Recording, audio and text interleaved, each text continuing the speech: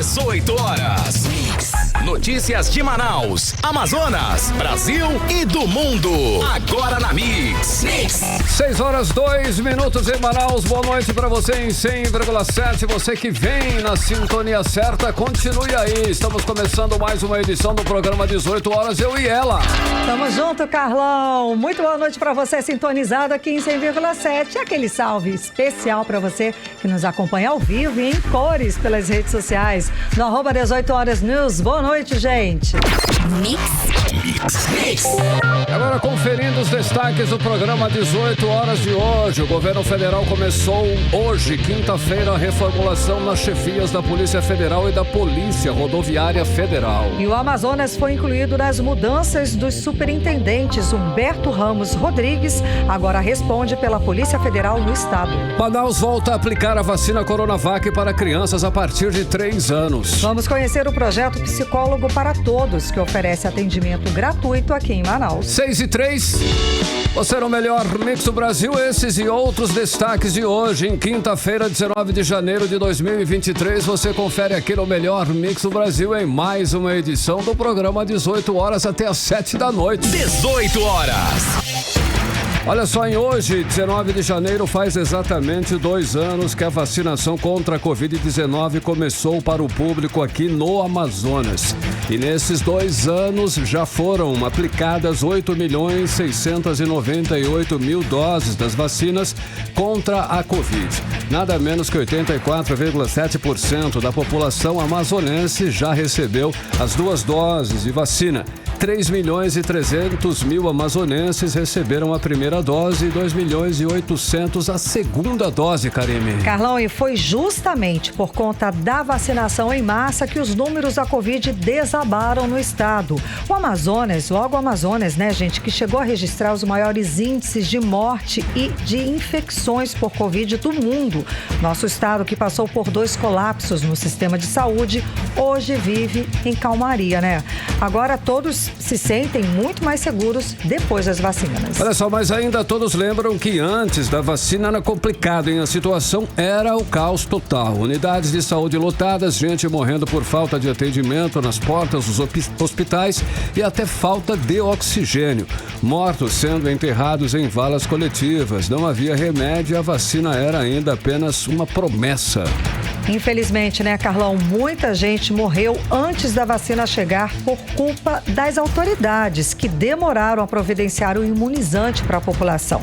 Muita gente morreu também por conta das fake news, que espalharam notícias falsas contra a vacina. Ou seja, muita gente morreu por conta de uma campanha anti-vacina injustificável, irresponsável e, por que não dizer, criminosa.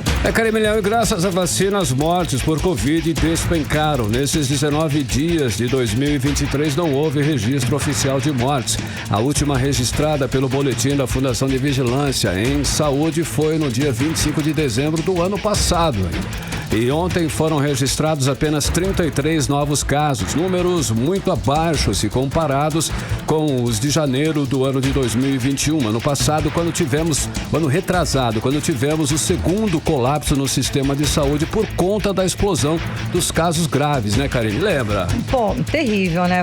Foi uma data terrível, um mês negro janeiro de lutos. 2021 foi um mês negro de lutos aqui no estado do Amazonas. O fato é que a chegada da vacina foi festejada aqui em Manaus, mesmo com as fake news viralizando nas redes sociais. Vale lembrar, Carlão, que no único dia Manaus registrou 8,5 mil pessoas se vacinando num único dia, um recorde até hoje. Uma estrutura especial foi montada no Centro de Convenções Vasco Vasques e no Estúdio 5, num grande mutirão para vacinar os manauaras. E tudo isso está fazendo apenas 2 anos. Verdade, Karime Leão, é que a vacina salva vidas e evita que a maioria das pessoas imunizadas desenvolvam os casos graves da doença. Esse é um fato. Com a vacina tão criticada por alguns, em menos de 2 anos a gente conseguiu voltar à normalidade, mesmo ainda estando numa situação de pandemia. Exato, Carlão. Por isso, por estarmos ainda numa pandemia, é necessário manter a vacinação em dia, atualizada, recebendo as doses de reforço. E é importante lembrar que muita gente ainda está com esquema vacinal vacinal incompleto. E para ficar totalmente protegida, a pessoa precisa receber todas as doses. Karime, o desafio agora, no caso, é vacinar as crianças. Muitos pais resistem em vacinar seus filhos justamente por conta das fake news.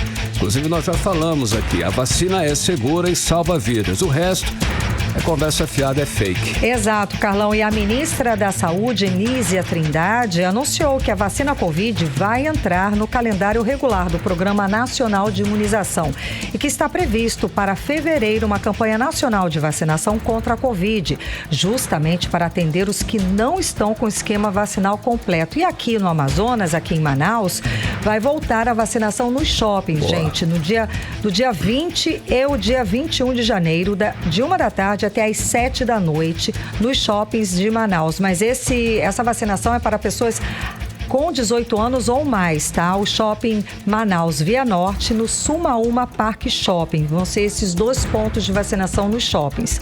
As doses disponíveis é a primeira, segunda, terceira e quarta, tá? A documentação necessária é o documento de identificação, CPF, cartão de vacinação. E para acessar mais informações é o FVS, Fundação de Vigilância em Saúde, né? fvs.am.gov.br. É isso aí, e viva a vacina, Karime, e viva, é claro, a ciência responsável por todo esse progresso, todo esse avanço aí, especialmente na área da saúde. 6 e 8, você no melhor mix do Brasil. 18 horas. E ainda nesse tema de vacina, Carlão, a Prefeitura de Manaus volta a aplicar a vacina Coronavac para crianças a partir de 3 anos. Aí vamos conferir agora, na reportagem de Nathalie Moraes, os detalhes sobre a retomada da vacinação para as crianças aqui na capital, aqui em Manaus. Os pontos de vacinação em Manaus voltaram a oferecer a vacina Coronavac para as crianças a partir de 3 anos nesta quinta-feira. Segundo as orientações da Secretaria Municipal de Saúde de Manaus, devem ser levadas aos pontos de vacinação as crianças que receberam a primeira dose da Coronavac há pelo menos 28 dias para completar o esquema vacinal. As que não receberam nenhuma dose de vacina contra a Covid-19 também devem comparecer às unidades para iniciar o processo de imunização. Adultos que estão pendentes com a segunda dose de Coronavac também já podem procurar os pontos de atendimento para concluir o esquema vacinal. As crianças de até 11 anos com apenas uma dose da Pfizer Baby que completaram o esquema vacinal com Pfizer ou Coronavac devem aguardar a chegada de novas remessas da Pfizer pediátrica para completar o esquema ou receber a sua dose de reforço. Segundo a Ascensa, o imunizante ainda não foi distribuído pelo Ministério da Saúde e as unidades de saúde seguem desabastecidas do imunizante Pfizer Baby. A lista de unidades com os endereços disponíveis para a vacinação pode ser consultada no site censa.manaus.am.gov.br. Nathalie Moraes para o 18 horas. Você está ouvindo 18 horas. 6 horas e 10 minutos e o desenvolvimento da Amazônia será tema de reunião entre governadores e o presidente Luiz Inácio Lula da Silva no próximo dia 27. O governador do Pará, o Helder Barbalho, que preside inclusive o consórcio interestadual Amazônia Legal, anunciou o encontro nas suas redes sociais. Carlão, e a bancada do Amazonas prepara sugestões para apresentar ao governo do Amazonas. Os detalhes agora com a Genéia Araújo.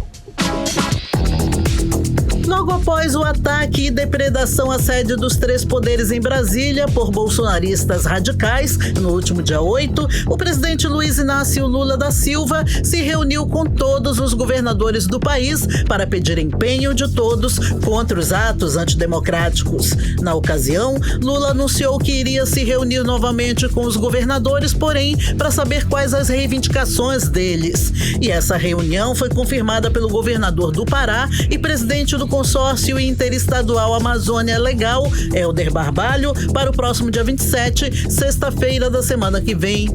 Todos os governadores da Amazônia devem participar e apresentar as propostas para o desenvolvimento da região.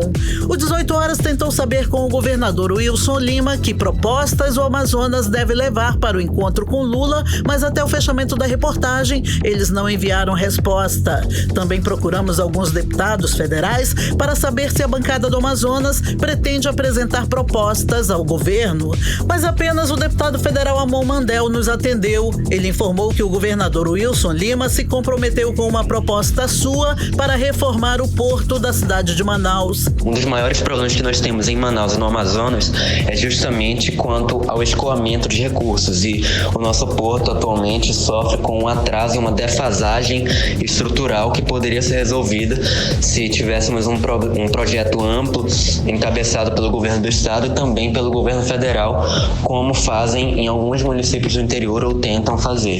O deputado Amon aproveitou para explicar que um dos focos de seu trabalho em Brasília é a regulamentação do mercado de carbono para diversificar a principal matriz econômica do Amazonas, que é a Zona Franca de Manaus. Embora não seja a única solução ou necessariamente a principal solução, é uma alternativa muito boa que nós temos desde que possamos focar na questão do social carbon, do carbono social.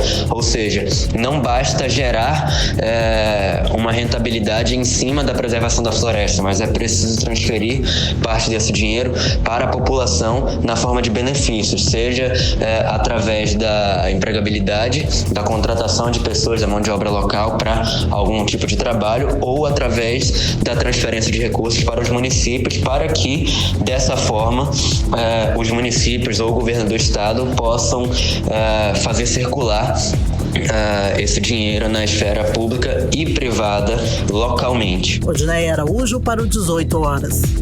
Você está ouvindo 18 Horas. 6 horas e 14 minutos, você era o melhor mix do Brasil, e o governo federal nomeou novos superintendentes regionais da Polícia Federal em 18 estados. Também foram dispensados os superintendentes da Polícia Federal Rodoviária Federal em 26 unidades da federação. Os atos de nomeação e de dispensa foram publicados em edição extra do Diário Oficial da União, com data nesta quarta-feira, dia 18, Karine. E o Amazonas é um dos estados na lista de trocas da Polícia Federal, como já havíamos divulgado aqui no programa 18 Horas. Sai o delegado Eduardo Alexandre Fontes e entra um amazonense, o delegado federal Humberto Ramos Rodrigues. Para falar mais sobre o assunto, vamos conversar agora com o nosso correspondente em Brasília, Carlos Eduardo Matos. Cadu, você adiantou essa notícia aqui pra gente no 18 Horas, não é?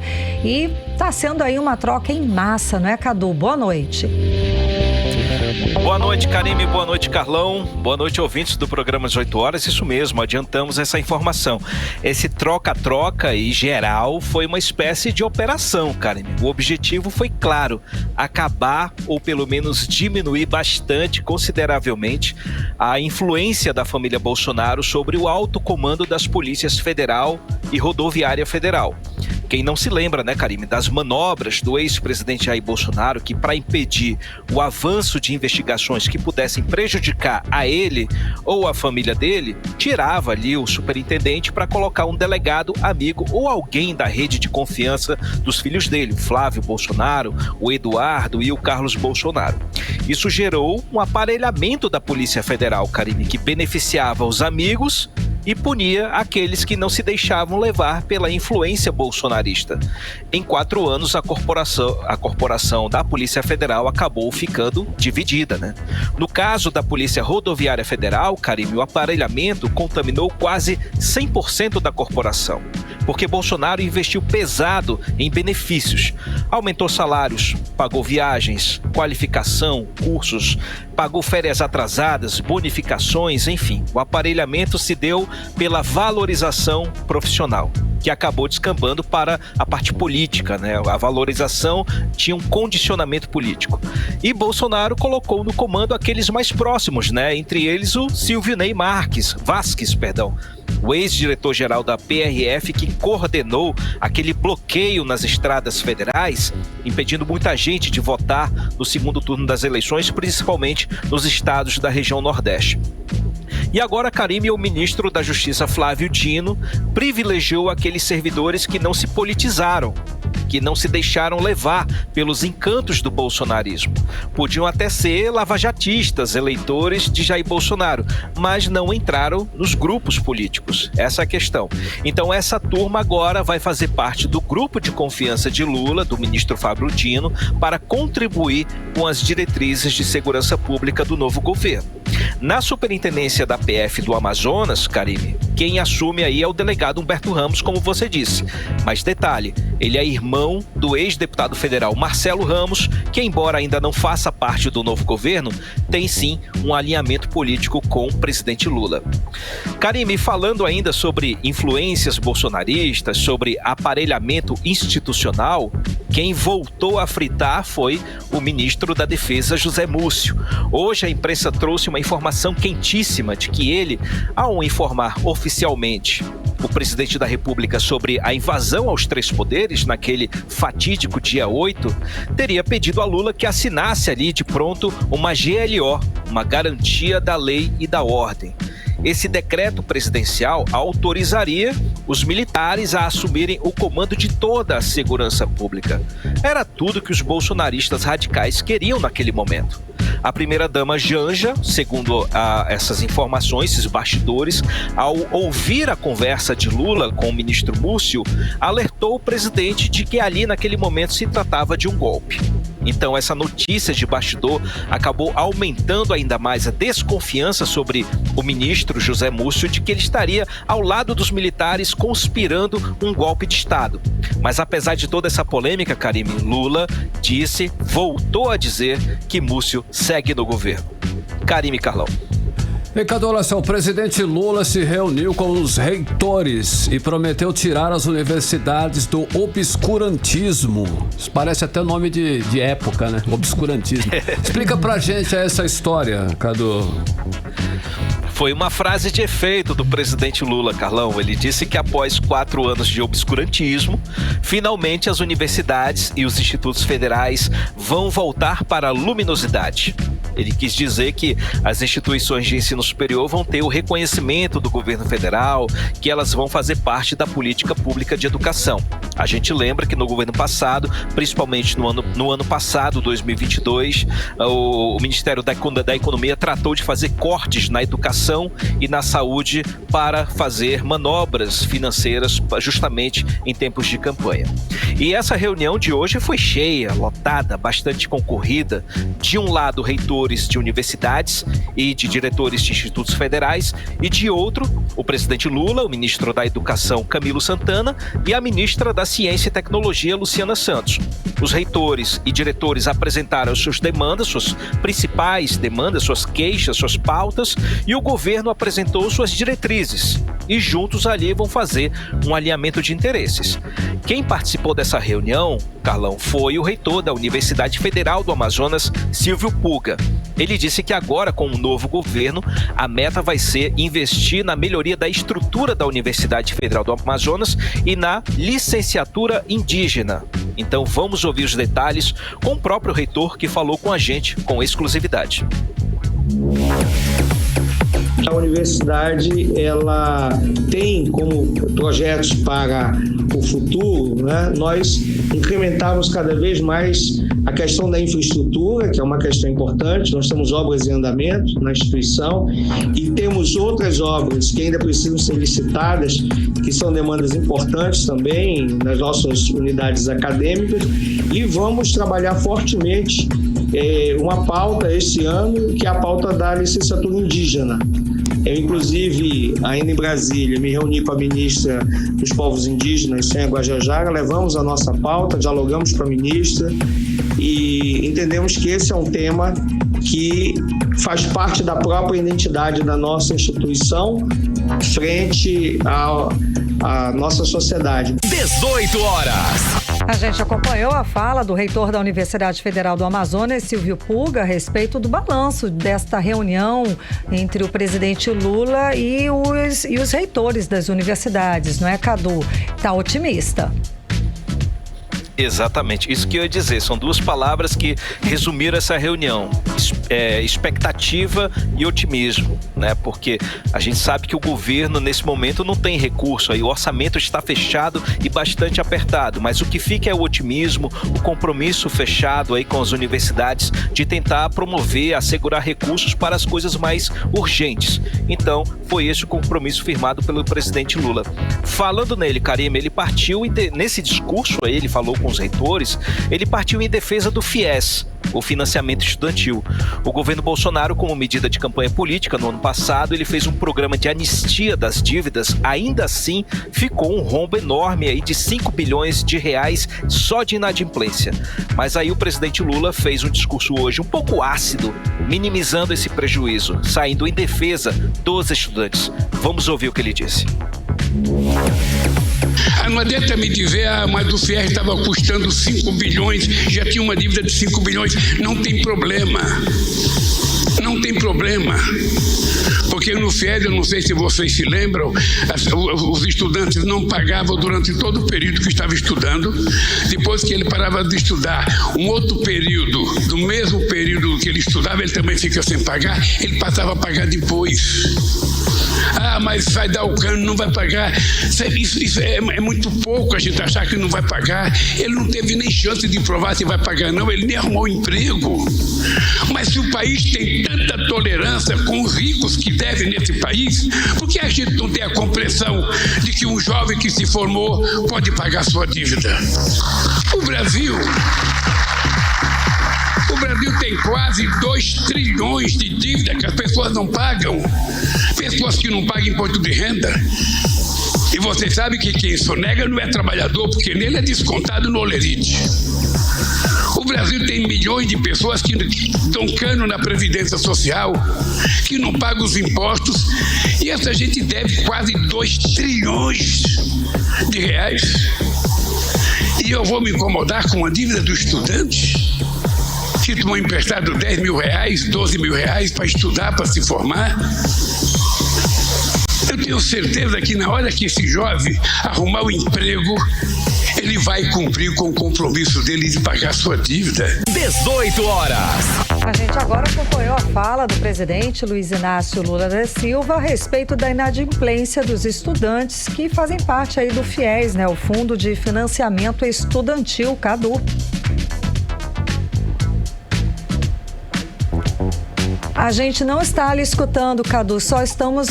Oi, Karime, agora sim. Oi, agora sim. Então, o Lula falou a respeito desses estudantes, né, da inadimplência aí dos estudantes do FIES. Isso, Karime, tem gente dizendo que Lula estaria apoiando calote no governo. O discurso dele foi bastante ácido, de ataque, de revide, e é isso que eu tentei chamar atenção para o tom do discurso do presidente Lula. Não só essa fala controversa, né, mas outras falas dele essa semana foram bastante pesadas, ásperas, sempre em tom de revide, de contra-ataque, né? Ontem, na entrevista da Globo News, ele disse que empresário não trabalha, só quem trabalha é o empregado. Que isso daí está absolutamente errado, que a independência do Banco Central é uma bobagem. Não é uma bobagem, porque o Banco Central precisa de autonomia para poder cumprir suas funções, e desde a independência que foi aprovada pelo Congresso Nacional, muita coisa andou e o Banco Central vem implementando medidas positivas para assegurar, para bancar o ordenamento da economia. No discurso para os sindicalistas ontem, ele disse que os profissionais por aplicativo não são empreendedores. A gente falou sobre esse assunto. Então, Cadu, eu acho que são empreendedores sim. Porque você coloca a sua força de trabalho para uma atividade. Você não é um empregado. Então, o que você é então? É polêmica essa fala. Se a gente parar para refletir, tem gente que apoia, tem gente que não apoia. No caso, ele diz que não é empreendedor, mas a pessoa se deu por iniciativa de tentar colocar a sua força de trabalho e o seu investimento ali, o seu carro, seja o que for, sua moto, para poder ganhar dinheiro. Isso é empreendedorismo? Esse é o conceito básico de empreendedorismo, é mais ou menos isso. Agora, na fala a respeito dos estudantes, Cadu, de repente ele deveria colocar uma proposta para que esses estudantes conseguissem pagar esse financiamento depois de empregados, de repente, assinar algum outro contrato, e não simplesmente é uma dívida pequena em relação a outras dívidas. Não seria um discurso tipo assim, sim, vamos pagar, né? Quem está devendo vai pagar, mas vamos estudar uma proposta para assegurar que esse estudante consiga arcar com suas dívidas. Exatamente, seria apoiar estelionatário, gente aí que tá caloteando o governo. Não é desse jeito, são falas exageradas, controversas aí, que vem causando polêmica, acumulando queixas, né? Alimentando a oposição, alimentando a crítica dos grupos de direita nas redes sociais, enfim, tudo que não é bom, que é péssimo aí para esse começo de governo. O presidente Lula precisa fazer um realinhamento de seu discurso urgente, senão ele vai se dar muito mal na condução de seu governo. Ele não vai ter apoiamento político. Agora, Karime, antes de devolver para você, a gente tem algumas informações de bastidor sobre a polêmica envolvendo a extinção do imposto sobre produtos industrializados, o IPI, que foi anunciado pelo ministro Geraldo Alckmin e que pode ferir de morte a Zona Franca de Manaus. A gente está batendo bastante nesse assunto, né? Eu recebi informação de bastidor de que o ex-deputado Paulderney Avelino, que vai ser nomeado secretário estadual de Desenvolvimento Econômico, ele embarcou para Brasília para uma agenda de última hora com integrantes do governo. Possivelmente, essa reunião vai ser com o ministro Geraldo Alckmin ou com a equipe técnica dele. A bancada do Amazonas, que está articulando esse encontro entre representantes do governo do Amazonas e do governo federal, também vem ajudando o ministro Alckmin a indicar um nome para comandar a SUFRAMA. A gente falou também que já são quase 20 dias sem a SUFRAMA sem um comandante, né? A informação que me chega, Karime, é que o próximo superintendente da SUFRAMA vai ser alguém cujo nome seja consenso entre o governo federal e a bancada do Amazonas. Mas, segundo informações, esse nome só vai ser divulgado em fevereiro, porque o governo federal está em fase de montagem, de reestruturação, e o MDIC ainda nem começou a montar sua própria estrutura técnica, o que dirá indicar o segundo escalão. Aquelas demissões em massa que aconteceram no segundo dia de governo prejudicaram muito o andamento dos trabalhos, viu? Tirou muita gente boa que poderia ajudar no processo de transição, e agora o governo Lula está meio que sozinho fazendo o início de seu governo, que é prejudicial, perde tempo nesse processo. E a SUFRAMA está nesse contexto, está sem comando porque não tem ninguém que possa indicar, não tem ninguém que possa discutir junto com a bancada do Amazonas, com os amazonenses, quem vai ser a pessoa para comandar a superintendência da Zona Franca de Manaus. Volto com vocês, Karime e Carlão. Obrigada pelas informações, Cadu. Boa noite, bom trabalho. Valeu, gente. Um abraço. Até amanhã. Tchau, tchau. Valeu, Cadu. 6h29. Você no melhor Mix do Brasil. 18 horas. Olha só, em meio à discussão sobre reforma tributária, a Federação da Indústria do Amazonas trabalha numa proposta de manutenção dos incentivos fiscais para a Zona Franca de Manaus, em parceria com a Confederação Nacional da Indústria. Aí sim, né, Carlão? A ideia é estender o imposto seletivo, que na proposta da Confederação Nacional da Indústria incidirá sobre bebidas e cigarros, aos produtos manufaturados do Polo Industrial de Manaus, que são fabricados aqui no Amazonas. E a professora do curso de Economia da Universidade Federal do Amazonas, a Michele Aracati, concorda que essa proposta, se bem construída, pode ser uma alternativa para a produção industrial do Estado. Os detalhes com a repórter Odinea Araújo. A reforma tributária é um tema indigesto que vem se arrastando no Congresso Nacional há pelo menos 20 anos e vira e mexe volta à discussão no Brasil. A última grande reforma tributária ocorreu em 1965. Ao longo de todos esses anos na Câmara dos Deputados, diversas propostas de emenda à Constituição foram debatidas. 3 delas foram objeto de discussão nos últimos 3 anos. A reforma tributária é apontada como uma das pautas prioritárias prioritárias do novo governo e do Congresso Nacional. O presidente da Federação da Indústria do Amazonas, Antônio Silva, que está viajando, explicou ao 18 horas que trabalha junto com a CNI, Confederação Nacional da Indústria, para a manutenção dos incentivos fiscais do Polo Industrial de Manaus por meio de um imposto seletivo ou crédito tributário. Esse imposto seletivo, ou IS, consta nas propostas prioritárias da CNI entregues ao governo federal. Com a proposta da reforma tributária de extinguir o IPI, Imposto sobre Produtos Industrializados, que hoje é o principal componente dos incentivos fiscais da Zona Franca de Manaus, a mera concessão de incentivos fiscais referentes ao Imposto sobre Bens e Serviços, IBS, pode não ser suficiente para a manutenção da competitividade das indústrias do Amazonas na avaliação do presidente da FIEAM. Por isso, segundo Antônio Silva, a ideia seria estender o IS, que incidirá sobre bebidas e cigarros, aos produtos manufaturados do Polo Industrial de Manaus, porém fabricados fora do Amazonas. A professora do curso de Economia da Universidade Federal do Amazonas, Michele Aracati, concorda que o imposto seletivo pode ser uma alternativa para a Zona Franca de Manaus, mas explica que ele precisa ser muito bem construído. Nós temos aí que o imposto seletivo, ele incide sobre determinados produtos e, se ele for bem construído, ele pode sim contribuir para o modelo Zona Franca de Manaus. Mas nós não temos aí, até o momento, uma construção de um imposto seletivo que possa garantir as vantagens competitivas. E vale ressaltar que nesse momento aí de discussão relacionado à reforma tributária, todas as vantagens que a gente colocar para o modelo Zona Franca de Manaus vão ser amplamente discutidas e vão travar uma guerra fiscal com os demais estados brasileiros. Ainda conforme a professora da UFAM, Michele Aracati, esse momento é de construção de alternativas para a permanência da competitividade das indústrias locais. Então nós precisamos buscar uma alternativa dentro da reforma tributária, levando em consideração, na minha opinião, essa proposta do IVA, que seria aí um grande avanço para a economia brasileira, principalmente porque agregaria 5 tributos como o ISS, o ICMS, o PIS, COFINS e o IPI. Mas eu não posso esquecer também que essa proposta ela leva em consideração muitos interesses que estão em jogo.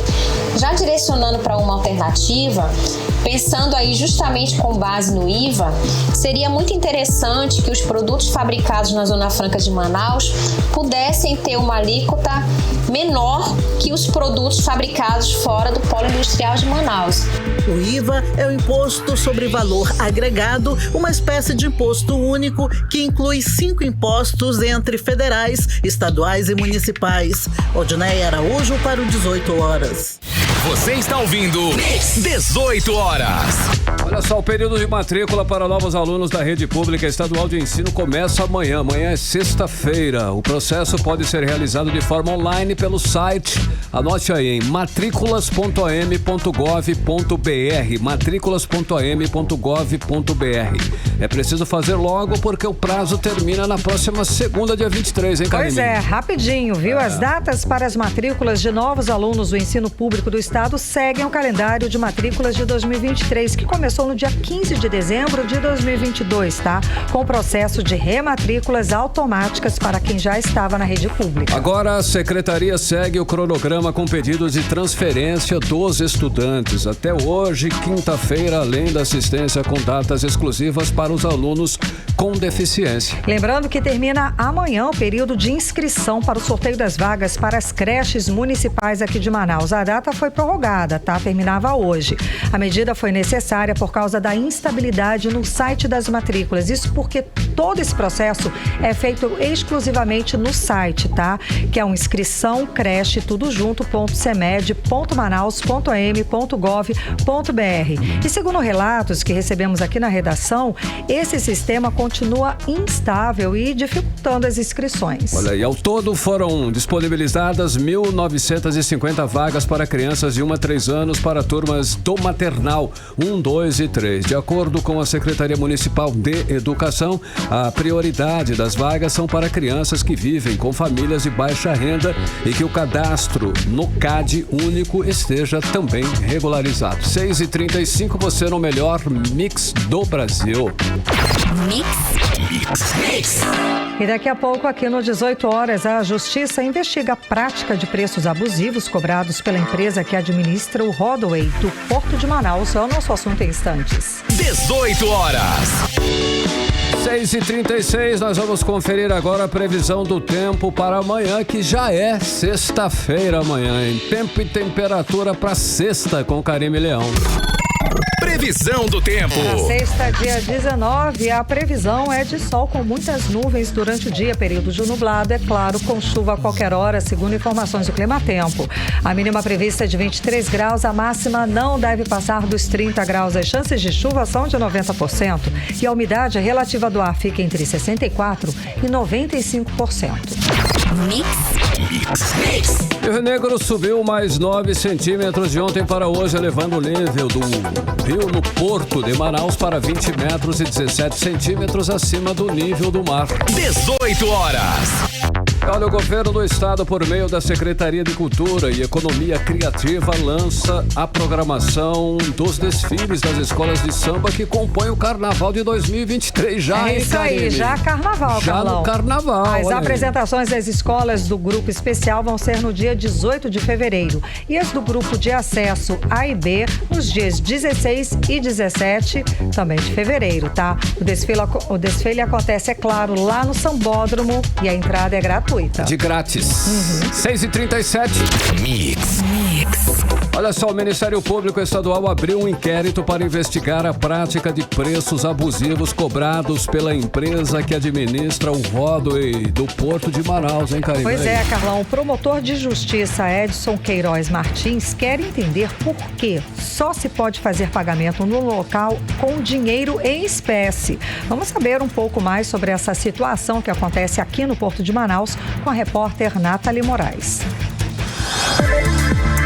O promotor de justiça Edilson Queiroz Martins instaurou um inquérito civil contra a empresa de revitalização do Porto de Manaus, S.A., para apurar a suposta prática abusiva na cobrança de dinheiro dentro do Porto de Manaus. Segundo o promotor de justiça, o inquérito vai investigar também o aumento de preço nos produtos e serviços na estação hidroviária da cidade. De acordo com o extrato publicado no Diário Oficial Eletrônico do Ministério Público, estão sendo apurados a possível prática abusiva na recusa e venda de serviços com um pagamento em cartão de crédito e Pix, além da elevação sem justa causa no preço dos produtos ou serviços no Roadway e também a forma de cobrança sendo unicamente em dinheiro em espécie. O inquérito tem um prazo de 1 ano, prorrogável por pelo menos mais 1 ano, quantas vezes forem necessárias. Nathalie Moraes para o 18 horas. Você está ouvindo 18 horas.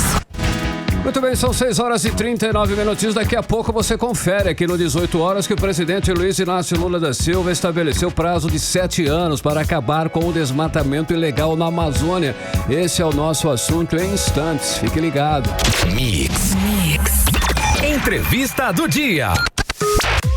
Olha, mais de 30 milhões de brasileiros sofrem com problemas de estresse, ansiedade e depressão. A saúde mental do brasileiro não vai nada bem, com o avanço, inclusive, dessas doenças psicossomáticas conhecidas também como o mal do século, hein, Karime? É, Carlão, uma realidade, viu? E uma pesquisa feita no ano passado pelo Sistema de Vigilância de Fatores de Risco e Proteção para Doenças Crônicas do Ministério da Saúde revelou Manaus como a 4ª capital do Norte com o maior número de adultos com depressão, afetando 10,2% de toda a população. Karime, e poucos têm acesso a esse tratamento, difícil, né? Que começa com um psicólogo, né, Karime? E a gente sabe que é caro, né, Carlão? É caro, né? E as consultas, né, realmente pesam. Você tem que ter disponível, isso não é fácil.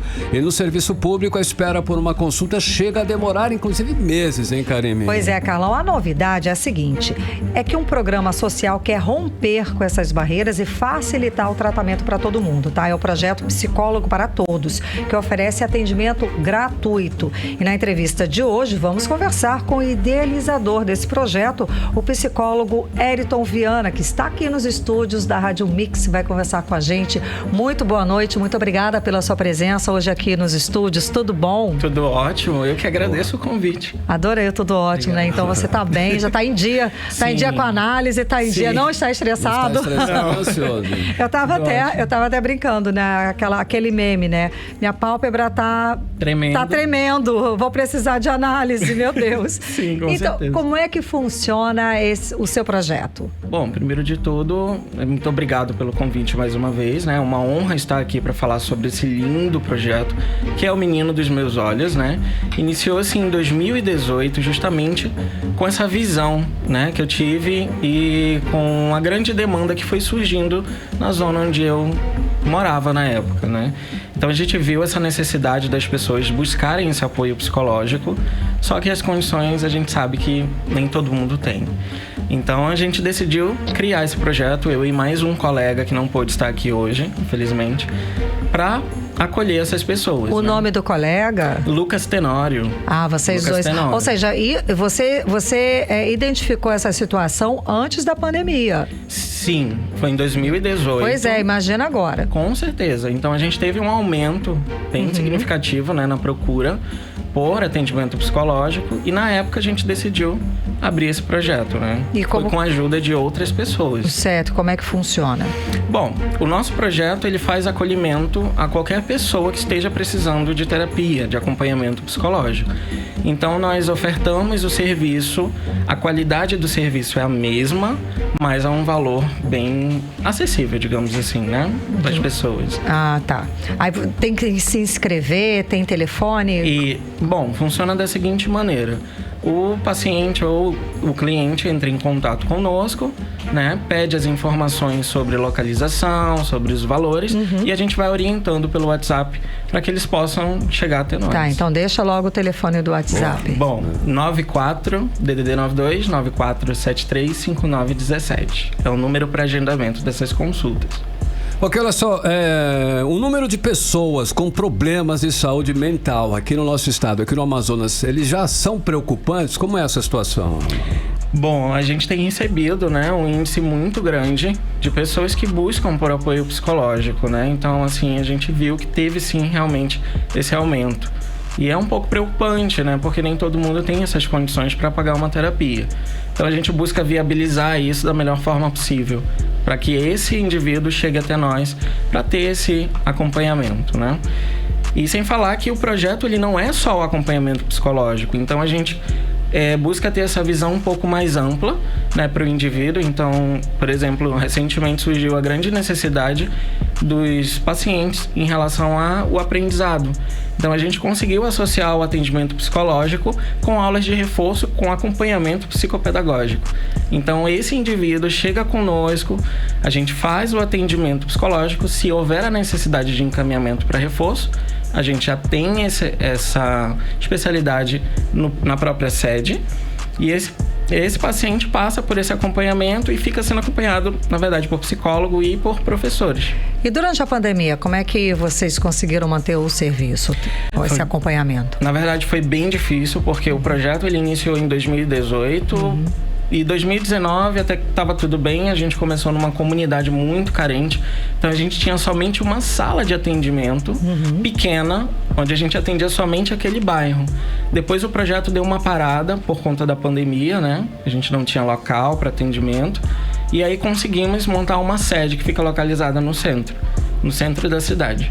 Lá a gente conseguiu abrir 3 salas de atendimento, no qual a gente consegue fazer esse acolhimento um pouco maior, né? Para uma demanda um pouco maior. Temos atualmente, vale lembrar que a gente tem 4 profissionais trabalhando conosco.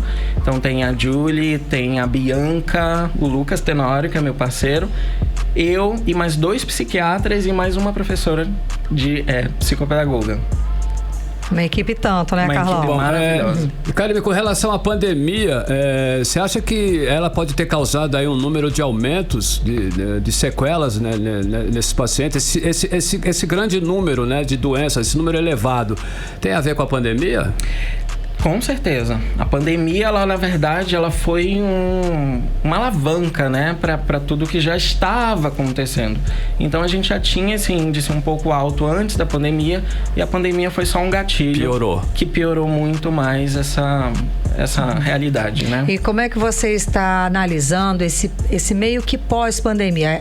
Ainda estamos na pandemia, mas claro, com números muito menores, já tem vacina, não há tantas mortes assim. Como é que você está vendo, está analisando esse processo de pós-pandemia no dia a dia, no cotidiano dessas pessoas que você atende? Na verdade, a gente sabe que a pandemia não acabou, né? Como você acabou de afirmar, mas, assim, é justamente isso. É o que ficou depois da pandemia. Isso. Então, a gente teve esse aumento, as pessoas estão procurando ajuda, né? E a gente está tentando viabilizar o mais rápido possível para que essas pessoas tenham acesso à saúde mental. A gente sabe que é muito importante ter acesso à saúde mental e as pessoas procuram justamente para se sentirem melhor, ter qualidade de vida. De repente se adaptarem a esse novo normal, né? Sim. Porque não é o que era antes, não é isso? É, com certeza, não. Então há essa dúvida, todo esse conflito que faz parte das pessoas, que a gente vê esses números aí aumentando, não só aqui no Brasil, mas no mundo inteiro, né? Então, deixa novamente o número de contato para as pessoas poderem serem atendidas. Né? Legal. Bom, DDD 92, número 994735917. É uma honra poder estar recebendo essas pessoas. Vale lembrar também que pessoas que realmente não têm condições de fazer a terapia, não têm condições de fazer o acolhimento, mesmo a um valor mais acessível, a gente faz uma avaliação para ver a situação desse indivíduo, né? Em relação ao emprego, se ele está desempregado, e a gente consegue abrir uma vaga na agenda. Todos os nossos profissionais, incluindo professores, psiquiatras, tem 5 vagas na agenda para atender gratuitamente. Boa. Legal. Legal. Então a pessoa que né, de repente ainda está desempregada, Sim. não tem condição de bancar, Isso. consegue um encaixe aí gratuitamente. Sim. Repete o telefone pra gente, por favor. DDD 92, número 994735917. Tem o nosso Instagram também. Fala o @. É psicólogo para todos, _Manaus. E a gente posta várias dicas. Maravilha. Vamos estar também gerando algumas lives lá com algumas informações. Janeiro Branco, Setembro Amarelo. E aí, pela frente. Boa. Muitíssimo obrigada pelas informações, pela sua presença aqui conversando com a gente. Eu que agradeço. Valeu. Muitíssimo obrigada. Sucesso. Conversamos com o psicólogo Eriton Viana. 6h48. 18 horas. Olha só, o presidente Luiz Inácio Lula da Silva prometeu que vai acabar com o desmatamento ilegal na Amazônia até o ano de 2030, Karine. Pois é, Carlão, nossa reportagem ouviu ambientalistas aqui do Amazonas para saber quais os caminhos o governo deve tomar para combater esses crimes. Vamos entender direitinho na reportagem de Rodrigo Soares. O presidente Luiz Inácio Lula da Silva afirmou em entrevista nesta quarta-feira, dia 18, que tem o compromisso de zerar o desmatamento na Amazônia até 2030. Para alcançar essa meta, o presidente disse que vai precisar das Forças Armadas e da Polícia Federal e que também irá reunir com os presidentes dos países onde a Amazônia alcança. O ambientalista Carlos Durigan vê com otimismo a fala de Lula. É muito bem-vinda, né? E traz em si um desafio muito grande, né? A partir desse compromisso, muito deve ser trabalhado. Obviamente que é uma agenda muito complexa, mas o importante nesse momento é nós buscarmos essa meta de zerarmos aí o desmatamento, principalmente entendendo que boa parte do que os números atuais trazem com o desmatamento são de atividades ilegais, né, do desmatamento ilegal. E isso já é um lado muito positivo, né, de diminuir aí os crimes ambientais relacionados à prática do desmatamento. E isso deve demandar muito da gestão pública e incluindo aí estados, municípios em toda a região e mesmo sociedade civil, grupos de interesses diversos, né? Nós temos a necessidade de fazer uma agenda positiva conjunta envolvendo a sociedade, todos os níveis da gestão e ao mesmo tempo também trazer a implementação de fato do Código Florestal através dos seus mecanismos como o cadastro ambiental rural, o monitoramento das ações e o trabalho com produtores rurais, né, na proteção e recuperação de suas reservas legais. É um desafio bastante grande, mas não é impossível desde que se faça um trabalho aí de coordenação entre as diversas esferas da gestão pública e o envolvimento da sociedade. A socioambientalista Muriel Saragose destaca que o crime impera na região e que é preciso ser firme neste combate. Assim, eu acho que o presidente Lula precisa utilizar de todas as forças disponíveis, sejam elas forças de segurança, como a Polícia Federal, o Exército para a zona de fronteira, o IBAMA, a FUNAI e outros órgãos que têm uma responsabilidade sobre o território amazônico, o INCRA, mas utilizar de muita inteligência, porque a criminalidade está armada e está raivosa e está organizada para passar por baixo dos radares, e foi feito isso com o apoio dos governos anteriores. Rodrigo Soares para o 18 Horas. Você está ouvindo 18 Horas. Agora em Manaus, 6 horas e 52 minutos. Vamos conferir os bastidores da política local, da política amazonense com Cíntia Blink. Muito boa noite, Cíntia. Seja bem-vinda ao 18 Horas. Então, é verdade que a Prefeitura de Manaus vai acionar o IBGE na Justiça. Aliás, esse censo está dando uma confusão danada, né? Também por conta da redução na população da cidade, que vai provocar aí perdas de 144 milhões de reais este ano na arrecadação. É isso mesmo, Cíntia? Boa noite, bem-vinda. Boa noite, Karine. Boa noite, Carlão e todo mundo que está ouvindo a gente na Mix. Então, é isso mesmo. O IBGE, o Instituto Brasileiro de Geografia e Estatística, sumiu com mais ou menos 200 mil habitantes de Manaus. O problema é que o IBGE diz que a população diminuiu, saiu de 2.255.000 para 2.054.000. Aí, na prática, o que essa redução significa? Isso que você falou, Karime, são menos 12 milhões de reais por mês, o que dá uma soma aí de 144 milhões no ano de 2023, que deixa de entrar na cidade de Manaus pelo Fundo de Participação dos Municípios. E aí, por conta disso, a Prefeitura de Manaus vai entrar na Justiça contra o IBGE para rever esse valor. Karime, Carlão. Ei, Cíntia, olha só, sobre a eleição para a presidência da Assembleia Legislativa, a tendência é Roberto Cidade ser aclamado mesmo? É isso? Esse é o caminho? Roberto Cidade, atual presidente da Assembleia Legislativa do Estado do Amazonas, deve retornar para esse cargo de presidência, sim. Isso está dado desde o ano passado. Para você ter uma ideia, a nova legislatura, a gente já está falando aqui dos novos deputados, 21 deles, e são no total 24, 21 deles, a gente excluindo o próprio Cidade, fizeram vídeos falando aí que apoiam o Roberto Cidade para ser presidente. Portanto, já está na mão dele. Os poucos deputados que não fizeram vídeo foram os deputados Maíra Dias, que é a esposa do Bi Garcia, prefeito de Parintins, e Daniel Almeida, irmão do prefeito de Manaus, Davi Almeida. Só que o que me contaram nos bastidores foi, eles não fizeram vídeo, mas eles chegaram com Roberto Cidade e numa conversa ali disseram que sim, irão apoiá-lo. A gente precisa lembrar que no dia 1º de fevereiro vai acontecer a eleição não só para presidente da Assembleia Legislativa, mas para todos os cargos da mesa diretora, ali para aquele comando da Assembleia. E nesse cargo ainda não é possível saber exatamente como vai ser composta a mesa diretora, mas há nomes curiosos, como por exemplo da deputada Joana Dark. Depois do deputado Roberto Cidade, ela foi a mais votada no Amazonas. Mas por que eu digo que é curioso o nome de Joana Dark? Porque em 2020, quando o deputado Cidade vira aí presidente da Assembleia, ela acusa ele de ter comprado votos. Disse que os votos foram R$200 mil cada um. Foi na tribuna e falou isso, disse que provaria. Depois ela retorna à tribuna e fala que não era bem assim, pediu desculpa e tudo mais. E agora ela pode fazer parte de uma mesa diretora que virá a ser comandada pelo Roberto Cidade. É a beleza da política, né? Numa hora eu sou teu amigo, outra hora é outra coisa. E é isso, mas eu tenho mais informações por aqui também. Manda. Por exemplo, a gente pode falar um pouco sobre Brasília.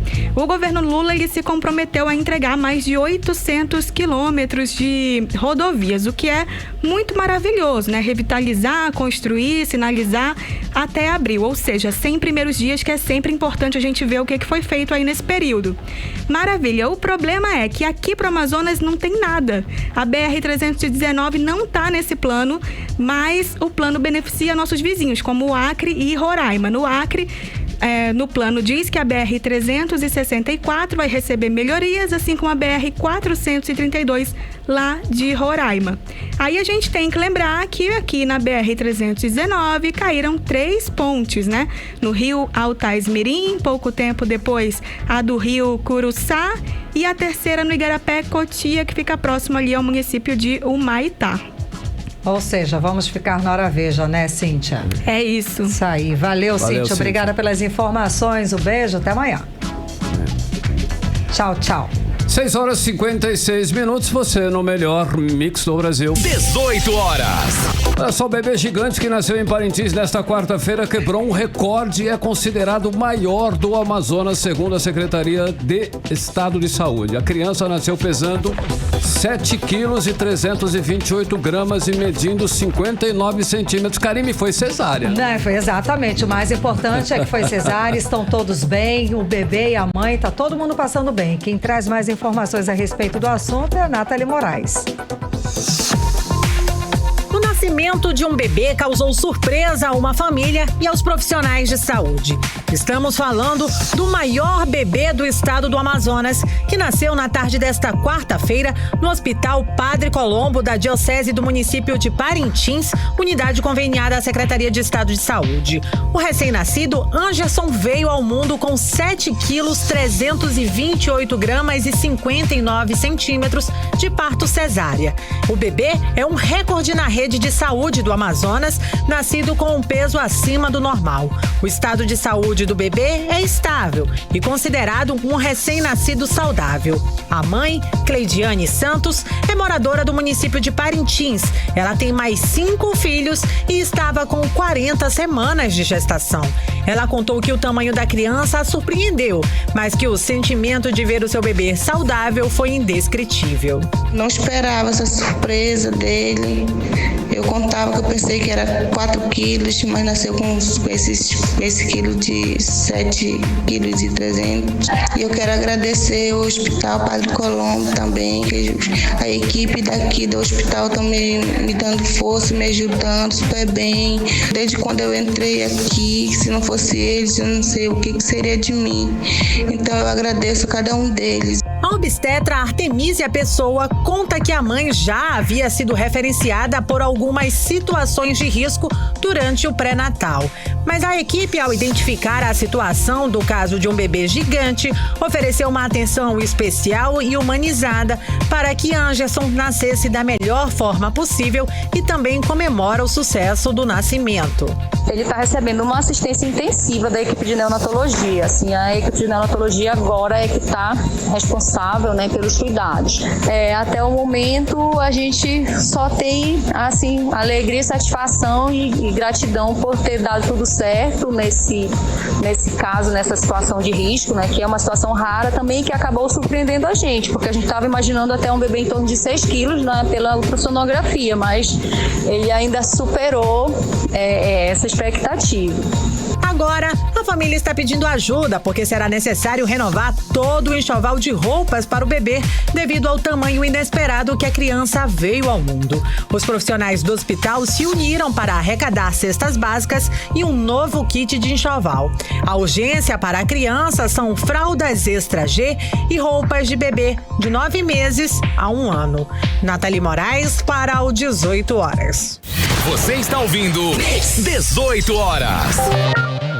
7 horas em ponto, seguimos direto para o Editorial 18 horas. Editorial 18 horas.